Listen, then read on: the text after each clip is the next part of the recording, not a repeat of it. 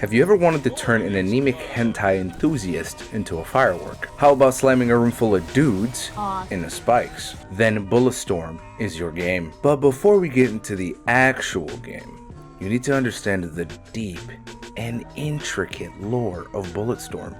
Blood. Bulletstorm takes place in a dystopian reality where the South won the US Civil War, thanks to them genetically engineering Giga-Chad chromosome collectors who fully spec'd into strength. With the increased chromosome capacity and sheer volume of people, the South quickly ransacked and manhandled the North, creating the Confederacy. With our new leaders in control, intergalactic flight was developed in just a few short years and sent humanity into a new golden age. Unfortunately for us, we just missed that golden age.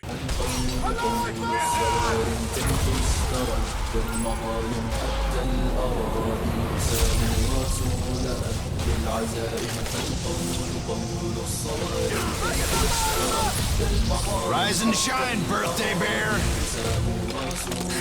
The man really sinks into work. You play as Sheik Grey Hunt, a peaceful insurgent whose decision-making skills consist of kicking and shooting his problems. It's so sad Jobs dying with you. Who the hell is Steve Jobs? Ligma balls.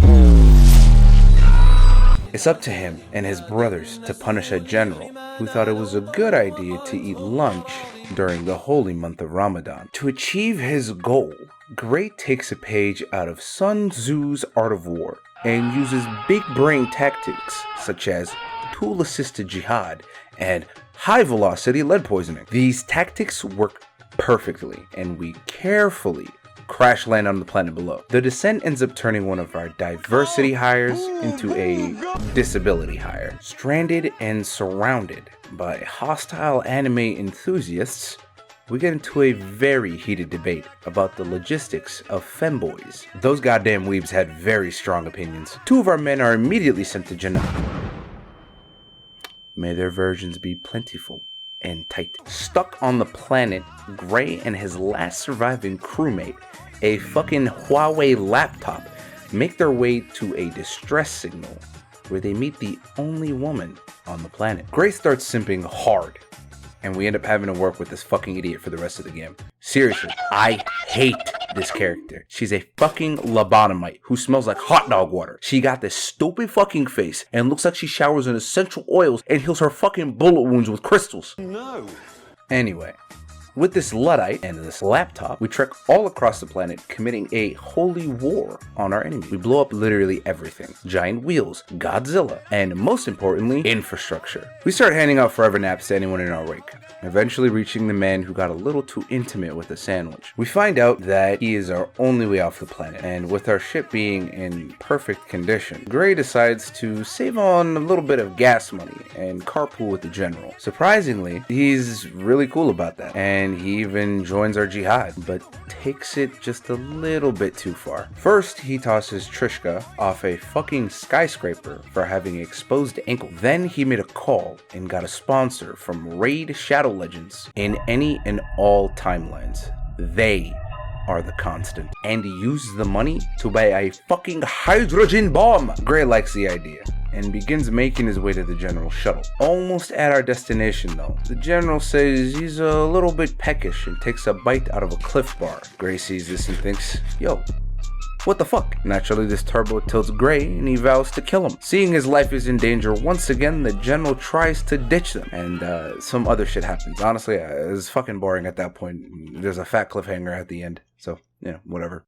Can play. For a game that's about a decade old, it actually plays really well. The shooting feels really good, and there's enough variety in the actual gameplay loop to keep my monkey brain firing neurons.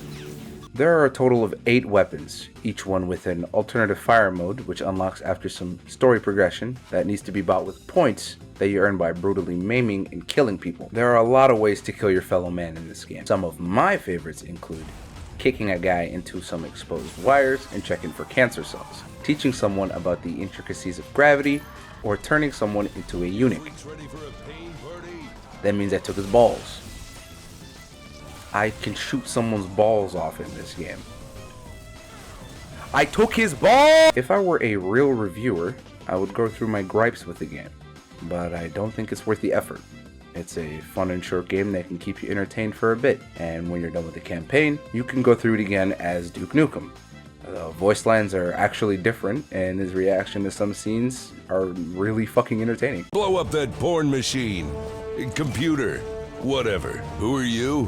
If you decide to pick up the game, don't buy full price. I don't even know what the fuck it is, but it definitely isn't worth it. I bought my copy for $5 on G2A, so I recommend that, honestly, if you want to fucking play the game. Just be warned, you will be ear raped as soon as you open the game, so take those little fucking headphones off, just pop those fucking things off. Your ears will thank me. All in all, Bulletstorm is a very fun and enjoyable experience.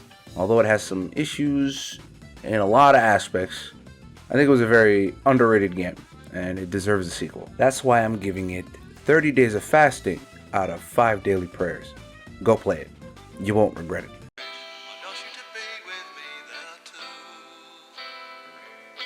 I want you to be with